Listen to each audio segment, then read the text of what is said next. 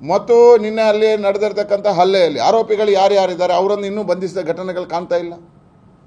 C T ರವಿಯವರು Lakshmi Hebbalkar ಮೇಲೆ ದೂರು ಕೊಟ್ಟಿದ್ದಾರೆ. ಆ ದೂರು ಏನಾಗಿದೆ ಗೊತ್ತಾಗಿಲ್ಲ. ವಿನಯ್ ಕುಲಕರ್ಣಿ ಮೇಲೆ ಕೇಸ್ ಇದೆ.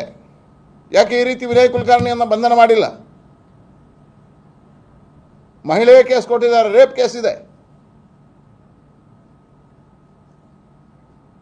ಒಬ್ಬ ಅಧಿಕಾರಿ ಕಳೆದ ತಿಂಗಳು ಆತ್ಮಹತ್ಯೆ ಮಾಡಿಕೊಂಡಿದ್ದಾನೆ, ಸಚಿವರ ಹೆಸರು ಬರೆದು ಹಾಕಿದ್ದಾನೆ. ನೇರವಾಗಿ ಆತ್ಮಹತ್ಯೆಗೆ ಕಾರಣ ಆ ಸಚಿವರು ಅಂತ ಹೇಳಿದ್ದಾರೆ. ಯಾಕೆ ಆ ಸಚಿವರ ಬಂಧನ ಆಗಿಲ್ಲ? ಸಿದ್ದರಾಮಯ್ಯ ಸರ್ಕಾರ ಬಂದ ಮೇಲೆ ಬೆಳಗಾಂನಲ್ಲಿ ಒಬ್ಬರು ಸಂತರ ಹತ್ಯೆ ಆಗಿದೆ, ಜೈನ ಸಂತರದ್ದು.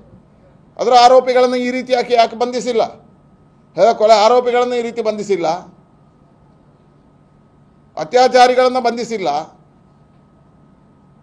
ಒಬ್ಬ ವಿಧಾನ ಪರಿಷತ್ನ ಸದಸ್ಯರನ್ನು, ಒಬ್ಬ ಹಿರಿಯ ರಾಜಕಾರಣಿಯನ್ನು ಈ ರೀತಿ ಬಂಧಿಸಿರ್ತಕ್ಕಂಥದ್ದು ಏನೋ ಅವರು ಟೆರರಿಸ್ಟಾ, ಭಯೋತ್ಪಾದಕರವರು?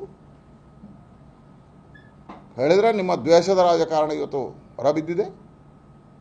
ಈ ರಾಜ್ಯದಲ್ಲಿ ಇವತ್ತು ಕಾಂಗ್ರೆಸ್ನ ಒಳಜಗಳ ಏನಿದೆ,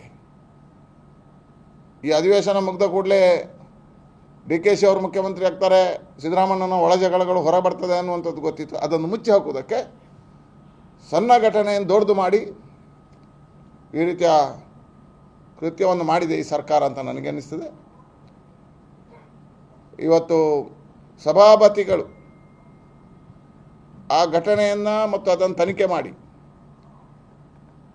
ಆ ಹೇಳಿಕೆ ಆಡಿಯೋ ಅಥವಾ ವಿಡಿಯೋ ಹೊರ ಬರುವವರೆಗೆ ಸರ್ಕಾರ ಕಾಯಬೇಕಿತ್ತು. ಅದನ್ನು ಕಾಯದೆ ಮಾಡಿರ್ತಕ್ಕಂಥ ಈ ಘಟನೆ ಇದೊಂದು ದ್ವೇಷದ ರಾಜಕಾರಣ. ಇದನ್ನು ನಾನು ಖಂಡಿಸ್ತೇನೆ.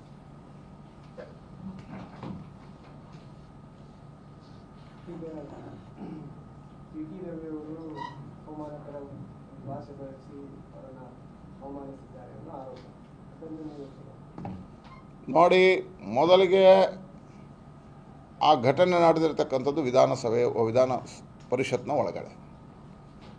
ಸಭಾಪತಿಗಳು ನಿನ್ನೆ ರೂಲ್ ಕೊಟ್ಟಿದ್ದಾರೆ, ಇದರ ಆಡಿಯೋ ಇಲ್ಲ, ವಿಡಿಯೋ ಇಲ್ಲ.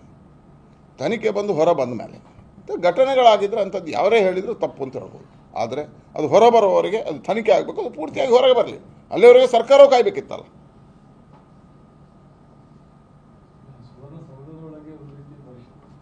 ನೋಡಿ, ಇದು ಸುವರ್ಣಸೌಧದ ಒಳಗೆ ಜನ ಒಳಗೆ ಬಂದು ಹೊಡಿತಾರೆ ಹೇಳಿದರೆ, ಇವತ್ತು ಅದರ ಒಳಗೆ ರಕ್ಷಣೆ ಇಲ್ಲ ಹೇಳಿದರೆ, ಶಾಸಕರಿಗೆ ರಕ್ಷಣೆ ಇಲ್ಲ, ಸಚಿವರುಗಳಿಗೆ ರಕ್ಷಣೆ ಇಲ್ಲ ಹೇಳಿದ್ರೆ, ಅದರ ಒಳಗೆ ಈ ರಾಜ್ಯದಲ್ಲಿ ಸಂಪೂರ್ಣವಾಗಿರ್ತಕ್ಕಂಥ ಆಡಳಿತ ವೈಫಲ್ಯಗಳನ್ನು ಎದ್ದು ಕಾಣ್ತವೆ.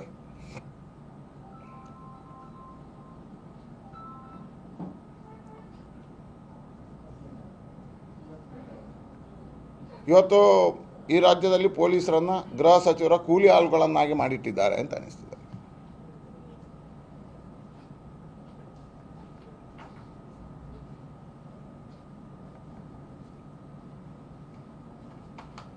ಸಿ ಟಿ ರವಿಯವರ ಜೊತೆ ಇಡೀ ಭಾರತೀಯ ಜನತಾ ಪಾರ್ಟಿ ಇದೆ, ನಮ್ಮ ಎಲ್ಲ ಕಾರ್ಯಕರ್ತರಿದ್ದಾರೆ. ಸಿ ಟಿ ರವಿಯವರಿಗೆ ಆಗಿರ್ತಕ್ಕಂಥ ಅನ್ಯಾಯದ ವಿರುದ್ಧ ನಮ್ಮ ಪೂರ್ಣವಾಗಿರ್ತಕ್ಕಂಥ ಹೋರಾಟಗಳಿದೆ. ನಾವೆಲ್ಲರೂ ಅವರ ಪರವಾಗಿ ನಿಲ್ತೇವೆ.